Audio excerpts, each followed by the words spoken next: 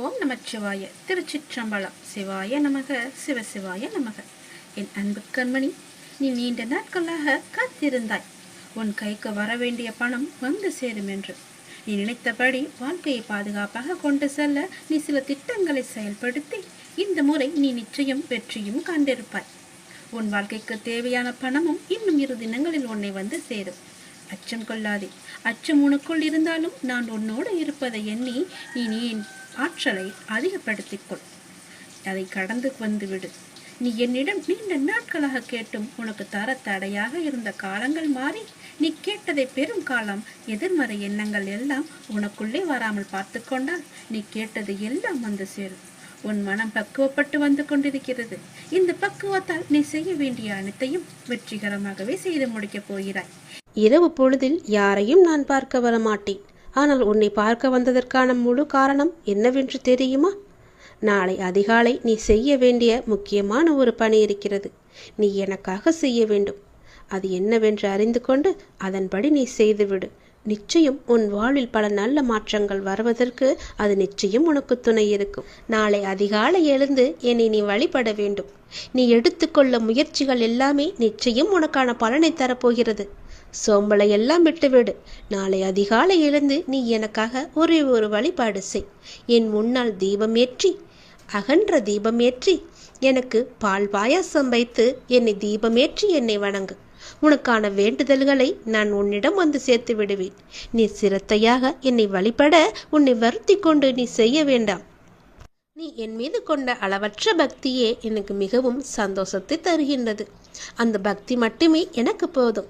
அந்த பக்தியோடு சேர்த்து நீ என் மீது கொண்ட நம்பிக்கை எனக்கு மிகவுமே ஒரு சக்தியை அளிக்கிறது. இன்று உன் வேண்டுதலுக்கு நான் ஏதாவது ஒரு ரூபத்தில் பதில் தருவேன் என்று சொல்லியிருந்தேன். அதுபோலவே நானும் உனக்கு ஒரு சிறந்த பதிலை சொன்னேன். அதை நீ கவனித்தாயா என்று எனக்கு தெரியவில்லை. உன்னுடைய வேண்டுதலில் முக்கியமான வேண்டுதலுக்கான பதிலை நான் சொன்னேன். கவனித்தாயா? யாரோ ஒருவர் மூலம் செய்தியாகவோ ஏதோ ஒரு விதத்தில் உனக்கு சொன்னதை நீ உற்று கவனித்தாயா என்று எனக்கு தெரியவில்லை. அந்த பதில்களுக்கான பலன் நிச்சயம் உன்னை வந்து சேரும். நிச்சயம் அதற்கான பதிலை நீ பெற்றுக்கொண்டு என்னை வந்து பார். நாளை அதிகாலை எனக்காக ஒரே ஒரு விளக்கு ஏற்றி பால் பாயாசம் வைத்து என்னை நீ வணங்கு. நல்ல எண்ணமாக, எழுத்தாக, நல்ல வார்த்தையாக, நல்ல ஒளியாக, நல்ல வடிவமாக உன் முன் நான் வருவேன். நீ மகிழ்வுடன் தீபம் ஏற்று. உன் மனக்கவலைகள் அனைத்துமே நான் போக்கி காமிக்கின்றேன். அந்த ஒளி வெள்ளத்தில் உன்னுடைய கவலைகள் எல்லாம் கரைவதை நிச்சயம் நீ காண்பாய். உன்னுடைய வாழ்க்கையில் நல்லது கண்டிப்பாக நடக்கும். எனக்காக இதை நீ செய்வாய் என்ற நம்பிக்கை எனக்கு இருக்கிறது. எத்தனையோ இடையூறுகளை எல்லாம் தாண்டி நீ என்னை பிரார்த்தித்து கொண்டிருக்கின்றாய் அல்லவா? உன் வாழ்வில் பல சோகங்கள் உன்னை சூழ்ந்து இருந்தாலும் என்னை பிரார்த்திப்பதில் நீ மகிழ்ந்திருக்கின்றாய். நீ என்னை பிரார்த்திப்பதில் எத்தனை மகிழ்ந்திருக்கின்றாயோ அதை விட அதிக மகிழ்ச்சியை நான் உனக்கு தருவேன். கவலைப்படாதே. யாருடைய மனதை சரி செய்தால் உன் வாழ்க்கை சீராகுமோ அதை சரி செய்து உன் வாழ்வில் மீண்டும் மகிழ்ச்சி மலரச் செய்வேன். நீ அமைதியாக இரு. உனக்காக அனைத்தையும் நான் செய்து முடித்து தருகிறேன். உன் வாழ்க்கை மீண்டும் மலரப் போகிறது. சந்தோஷ மலையில் நனையப் போகிறது. உற்சாகமாக உன் வாழ்க்கையை நீ வாழப் போகின்றாய். எது எடுத்தாலும் பொன்னாக மாறப்போகிறது. எப்பொழுதுமே உனக்கு சந்தோஷம் மட்டுமே நிலைத்து நிற்கப் போகின்றது. இந்த ஒரு தீபத்தின் மூலம் உன்னுடைய வாழ்க்கையில் பல தீபங்களை நான் ஏற்றப் போகின்றேன். மறந்து விடாதே. நாளை அதிகாலை எனக்காக இந்த ஒரே ஒரு தீபத்தை ஏற்றி பால் பாயசம் வைத்து எனக்கு நெய்வேத்தியம் செய். உன்னுடைய வாழ்க்கை மிக சிறந்த நன்னாளாக மாற நான் உனக்கு ஆசி வழங்குகிறேன்.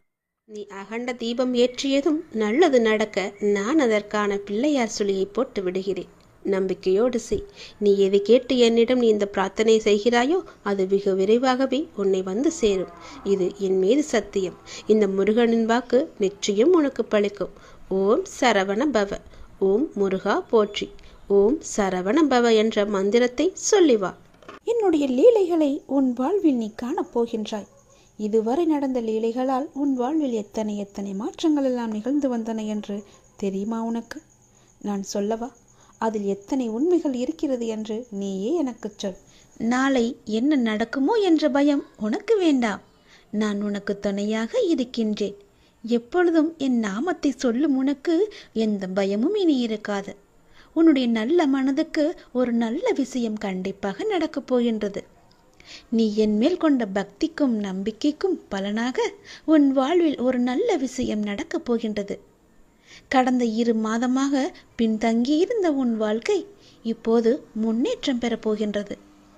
உன்னுடைய காத்திருப்புக்கும் பொறுமைக்கும் நம்பிக்கைக்கும் கைமேல் உனக்கு பலன் கிடைக்கப் போகின்றது. இன்றிலிருந்து சரியாக எண்ணிக்கொள். இன்றிலிருந்து 48வது நாளில் நல்ல மகிழ்ச்சியான நிகழ்வுகள் எல்லாம் உன் வாழ்வில் நடக்கப் போகின்றன. நேர்மறை எண்ணத்தோடு உன் வாழ்வை நீ நடத்த வேண்டிய நேரம் வந்துவிட்டது. நேர்மறை எண்ணத்தோடு வாழ்வை நடக்க வேண்டிய நிகழ்வுகள் எல்லாம் தானாக நடைபெறும். உன்னுடைய தடைகள் எல்லாம் அகன்றுவிடும். உனக்கு புதிய வழிகள் எல்லாம் பிறக்கும். அந்த வழிகளில் முட்கள் இருந்தால் அதை பற்றி எல்லாம் நீ கவலைப்படாதே. அந்த முட்களை களைய நானே உனக்கு முன்பாக சென்று கொண்டிருப்பேன். நீ செல்லும் பாதை தெளிவாகும். பயப்படாமல் செல். வாழ்க்கையை பற்றி பயப்படாதே. உன் வாழ்க்கையில் இப்படியாகி விடுமோ, அது நடந்து விடுமோ, இது இப்படி நடந்து விடுமோ என்ற பயமெல்லாம் இனி உனக்கு தேவையே இல்லை. வாழ்வில் கஷ்டம், தோல்வி, நெருக்கடி, அவமானம், நம்பிக்கை துரோகம் என அனைத்துமே வாழ்வில் இப்படி சந்தித்து கொண்டு இருக்கின்றேனே. என் வழிகளை பார்த்து கொண்டுதானே இருக்கிறார். என் வழிகளுக்கான ஒரு நல்ல மருந்தை என் அப்பா எனக்கு கொடுக்க மாட்டாரா என்ற உன்னுடைய ஆதங்கம் எனக்கு புரிகின்றது. உன் வழி எப்படி என்பது எனக்கு தெரியும். எவ்வளவு அதிகமானது என்பதும் எனக்கு தெரியும். சூழ்நிலை மோசமாகத்தான் போகிறது. மாறும், நிச்சயம் மாறும். உன் முன்னேற்றம் உனக்கு கிடைத்த மாதிரியே, நினைத்த மாதிரியே இருக்க போகின்றது. நீ நினைத்த இடத்தில் எல்லாம் அதற்கு எதிர்மாறாகத்தான் நடக்கிறது என்று உன்னுடைய மனக்குமுறல் உன் மனதில் இருக்கிறது. எனக்கு புரிகிறது. இந்த இக்கட்டான சூழ்நிலையை உனக்கு கொடுத்துள்ளேன் என்றால் உன்னை கஷ்டப்படுத்துவதற்கல்ல. சூழ்நிலைகள் வாழ்வில் யாராலும் மாற்றப்படும். எதுவுமே இங்கு நிரந்தரமில்லை. இன்றைய கஷ்டம் நாளை இன்பமாக மாறும். இந்த உலகியல் வாழ்க்கையில் உள்ள அடிப்படையான உண்மையை உனக்கு புரிய வைக்கவே இந்த லீலையை நான் நிகழ்த்தி கொண்டிருக்கின்றேன். இந்த லீலை என்று நீங்கள் சொல்கிறீர்களே, ஆனால் எனக்கு வழி மட்டுமே எனக்கு இருக்கிறது என்பது உன்னுடைய கேள்வி. ஆனால் ஒன்றை நீ கவனித்தாயா? உன்னுள் உனக்கு ஏற்பட்ட மாற்றம் என்ன என்பதை நீ அறிந்தாயா? முதலில் சிறு பிள்ளையாக இருந்தாய். சிறு பிள்ளையாய் கஷ்டம், தோல்வி என்றால் என்ன கூட என்று தெரியாத நிலையில் இருந்தாய். சந்தோஷம்தான் வாழ்க்கையின் முகம் என்று இருந்தாய். ஆனால் பிறகு உன் வாழ்க்கை மெல்ல மெல்ல பக்குவ நிலை வந்தாக வேண்டும் என்ற நிலையில் வாழ்க்கைக்கான அனுபவம் இல்லாமல் நீ இருந்தாய். கஷ்டம் மெல்ல உன் வாழ்க்கைக்குள் வந்தது. முதலில் அதை சமாளிக்க நீ தடுமாறினாய். பிறகு ஒவ்வொரு கஷ்டத்திலும் தோல்வியிலும் நிறைய தவறுகளையும் அனுபவங்களையும் நீ கற்றுக்கொண்டாய். அடுத்தடுத்து கஷ்டம் என அடுத்து வந்தபோது உன் மன வலிமை, நம்பிக்கை, வைராக்கியம், பொறுமை வளர்த்து கொண்டே வந்ததும் வாழ்க்கையில் உண்மை உருவத்தை நீ புரிந்து கொள்ள ஆரம்பித்தாய். பிறகு சூழ்நிலைகளை எல்லாவற்றையுமே நீ சகித்து கொள்ள ஆரம்பித்தாய். சகித்து கொண்டு வாழ்க்கையை ஏற்க பழகினாய். உன் சூழ்நிலை எந்த ஒரு சூழ்நிலை வந்தாலும் மனம் தளராது அதை உனக்கு ஏற்றவாறு நேர்மறையாய் மாற்ற நீ முயற்சிக்க ஆரம்பித்தாய். இப்படி உன்னை சிறு சிறு படிகளாக உன் சின்ன பிள்ளைக்கு நடக்க பழக்க கொடுப்பது போல வாழ்க்கையில் பயணிக்க கற்றுக் கொடுத்து வருகின்றேன் நான். அதை நீ உணர்ந்தாயா? நம்முடைய அப்பா நமக்கு நல்லதுதான் செய்வார்.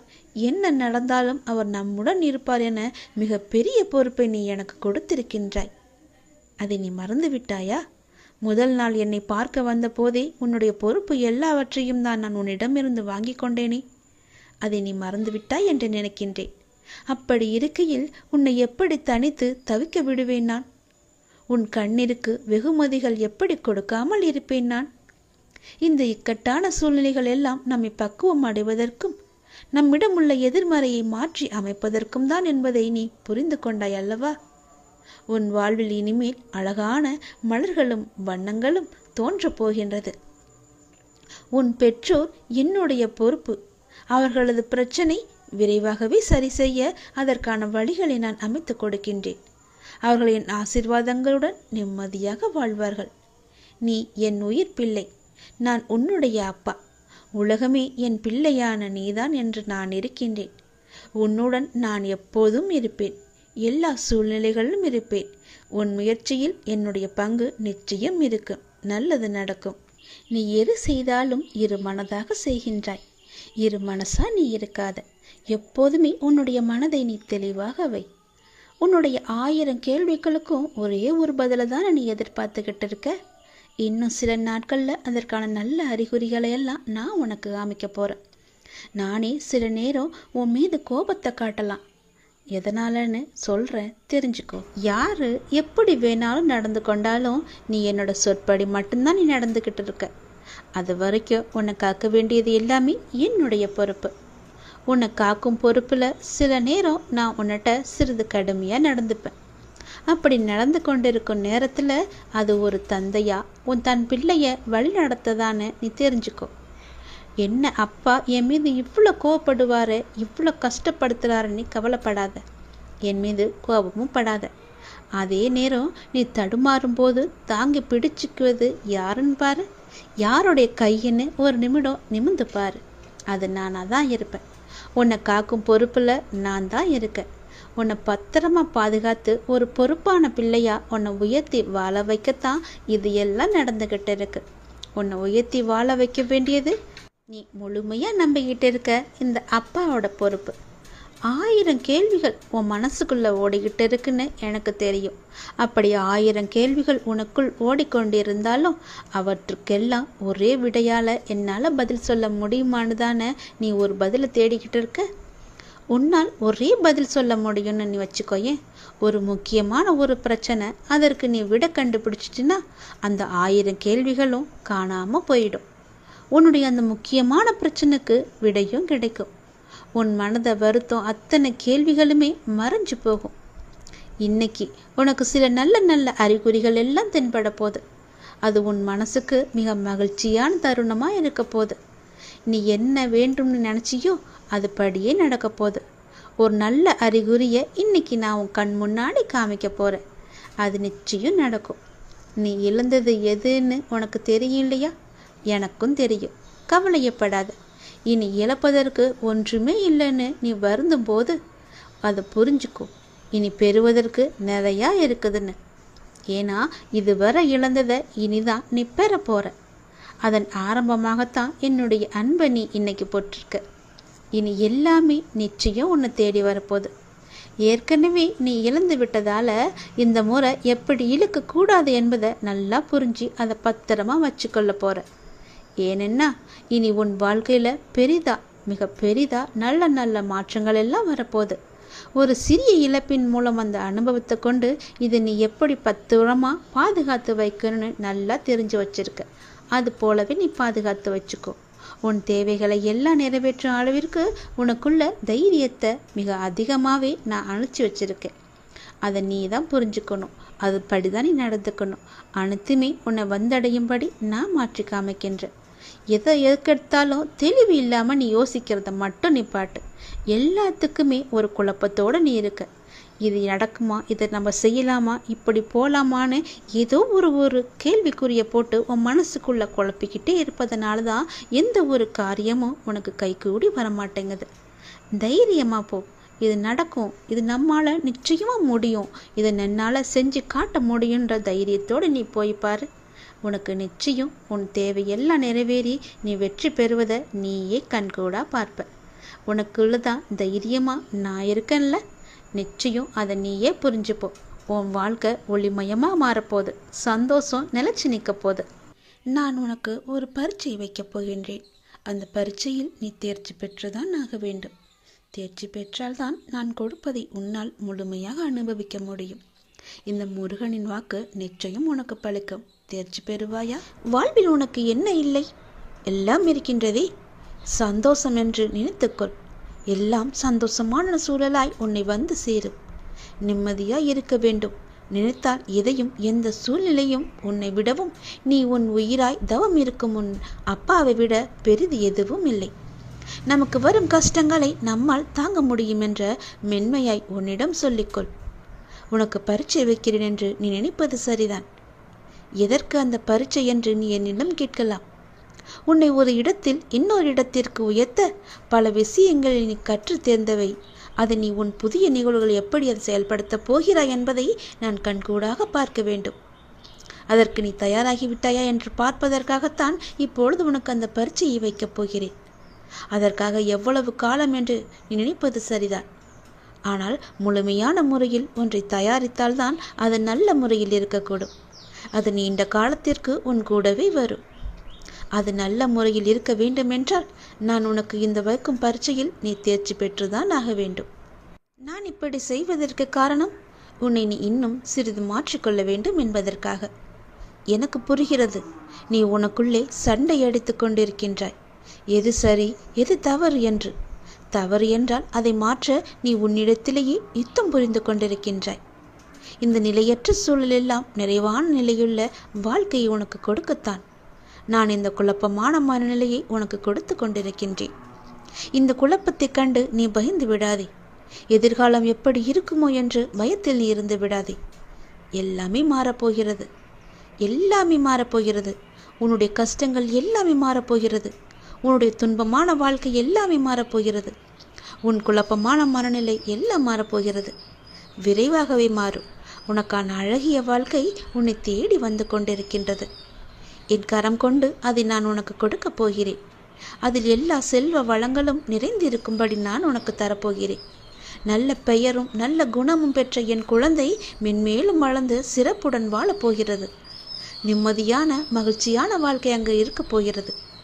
நிலைத்து நிற்கும் உன் செல்வ வளங்களை எல்லாம் பெற்று சீரும் சிறப்புமாக நீ வாழப்போகின்றாய். நான் உனக்கு கொடுக்கும் இந்த அழகிய வாழ்க்கை நான் ஆசீர்வதித்து கொடுத்தது. அப்படி அந்த வாழ்க்கையை நீ வாழ வேண்டும் என்றால் இப்போது நான் வைத்திருக்கும் பரீட்சையில் நீ தேர்ச்சி பெற்றுதான் ஆக வேண்டும். எல்லாவற்றையும் கொடுத்து இப்படி என்னை ஒரு குக்கியில் இழுத்து விட்டாயே சாயப்பா என்று நினைக்கலாம். உனக்கு ஏற்கனவே சொன்னது போலத்தான், நீ இன்னும் பக்குவப்பட வேண்டியிருக்கிறது. நீ இன்னும் உன்னை மாற்றிக்கொள்ள வேண்டியிருக்கின்றது. அதற்கான சிறு வழிதான் இது. நிச்சயம் உன் வாழ்க்கை அழகாக மாறும். இதில் மட்டும் தேர்ச்சி பெற்றுவிடு, நான் பார்த்துக்கொள்கிறேன். நீ என்னை காண வருவதற்கான முதல் ஏற்பாடுகளை எல்லாம் செய்துவிடு. ஏனென்றால் உன் துன்பங்கள் எல்லாம் முடிந்துவிட்டது. உன் கர்மாக்கள் எல்லாம் முடிந்துவிட்டது. உன் பொறுமைக்கான பலன் கிடைக்கப் போகின்றது. திருச்செந்தூர் வந்து என்னை சந்திக்க நீ முதல் அடியை இன்று நீ எடுத்து வை. அதற்கான ஏற்பாடுகளை எல்லாம் செய், நான் பார்த்துக்கொள்கிறேன். விரைவில் என்னை வந்து நீ பார்க்க வேண்டும். நான் உன்னை சந்திக்க ஆசைப்படுகிறேன். என்னுடைய ஆசையை நிறைவேற்றுவா என்ற நம்பிக்கையில் நான் உனக்காக காத்திருக்கின்றேன். உன்னோடு நான் மனமிட்டு பேச வேண்டும். என்னிடம் பேச நீ தயாராக இருந்தால் இப்போது என் ஆலயத்தை நோக்கி வருவதற்கான ஏற்பாடுகளை எல்லாம் நீ செய். ஒவ்வொரு முறையும் நான் உன்னிடம் வருகின்றேன். ஆனால் இந்த முறை நீ என்னிடம் வர வேண்டும் என்று நான் ஆசைப்படுகிறேன். தயவு செய்து நீ என்னை வந்து சந்தித்து விட்டு போ. நான் உன்னிடம் மனமிட்டு பேச வேண்டும். உன்னை பற்றிய நிறைய செய்திகளை என் மனதிற்குள் போட்டு புதைத்து வைத்திருக்கின்றேன். மிக மகிழ்ச்சியான செய்திகளை எல்லாம் உன்னிடம் சொல்வதற்காக காத்து கொண்டிருக்கின்றேன். உன் வாழ்க்கை இதுவரை எப்படி இருந்ததோ இனி எப்படி இருக்காது. உன் வாழ்க்கை இனி நன்றாகவே இருக்கப் போகிறது. ஏற்றம் பெறப்போகிறது. அடிமேல் அடியாயிருந்த துன்பங்கள் எல்லாம் மாறி நீ எடுத்து வைக்கும் ஒவ்வொரு அடியும் மகிழ்ச்சியான ஒன்றிற்கு வழிகாட்டப் போகிறது. ஏனென்றால் இன்னும் உன் வாழ்வில் எல்லாம் நல்லதே நடக்கப் போகின்றது. ஏன் வாழ்கின்றோம், இந்த வாழ்க்கையே வேண்டாம் என்று எதிர்மறை எண்ணங்களோடு நீ முடிவெடுத்து விட்டாய். அந்த வாழ்க்கை புத்தகத்தில் பல சுவாரஸ்யமான பக்கங்களை நான் பின்னால் வைத்திருக்கின்றேன். அதை நீ பார்க்க மறந்து விட்டாய். இன்னும் நீ அந்த பக்கத்தை திருப்பி பார்க்கவே இல்லை. கொஞ்சம் காலம்தான் இருக்கிறது. அதற்குள் நீ பொறுமை இழந்து விட்டால் நான் என்ன செய்வது? பல மகிழ்ச்சியான தருணங்களை அதில் வைத்திருக்கின்றேனே. கொஞ்சம் பொறுமை காத்து கொள்ள மாட்டாயா? இப்போது என் ஆலயத்துக்கு வருவதற்கான முதல் ஏற்பாடுகளை செய். பிறகு எல்லாவற்றையும் கொஞ்சம் கொஞ்சமாக நான் உனக்கு புரிய வைக்கின்றேன். உனக்கு எதை எப்போது தர வேண்டும் என்று நான் ஏற்கனவே தீர்மானித்து விட்டேன். அது நிச்சயம் உன் கைக்கு கிடைக்கும். கிடைக்காமல் போன ஒன்றுக்காக இனி நீ வருந்தாதே. அதை பற்றி நீ சிந்திக்காதே. போனது போகட்டும். இனி வரப்போவதை பார். அந்த வரப்போவது என்ற ஒன்று எப்படி இருக்கப் போகிறது என்று பார். நிச்சயம் பல மடங்கு அதிர்ஷ்டத்துடன் அது உன் கையில் வந்து சேரப்போகின்றது. நீ எதிர்பார்க்கும் நன்மைகள் எல்லாமே ஒவ்வொன்றாக நடக்கப் போகின்றது. அதில் பல துன்பங்கள் சில முடிந்து விட்டது. எந்த துன்பத்திலும் நீ என் மீது கோபமோ வருத்தமோ கொள்ளாமல் வாழ்வை புரிந்து பொறுமை காத்தாய் அல்லவா? அதற்கான பலன் நிச்சயம் உனக்கு கிடைக்கப் போகின்றது. உனக்கு வரும் எதிர்மறை சிந்தனைகளுக்கு நீ இடம் கொடுத்து விடாதே. அதை மட்டும் இப்போது நீ செய்தால் போதும். உனக்கான புதிய சூழல் ஆரம்பமாக போகின்றது. பல நன்மைகள் உனக்கு நடக்கப் போகின்றது. உன் வாழ்வில் இனி எல்லாமே நல்லதாகவே நடக்கப் போகின்றது. அதற்கான முதல் அச்சாணியாக நீ என்னை நோக்கி வர வேண்டும். என்னிடம் வந்து நீ பேசு. அதற்கு முன்பாக நான் உன்னிடம் பலவற்றை கூற வேண்டும். நான் சொல்வதை கொஞ்சம் காது கொடுத்து கேட்டுவிட்டு போ. உன் வாழ்வில் பல இன்னல்கள் மறைந்து துன்பங்கள் மறைந்து சந்தோஷம் இருக்கும்.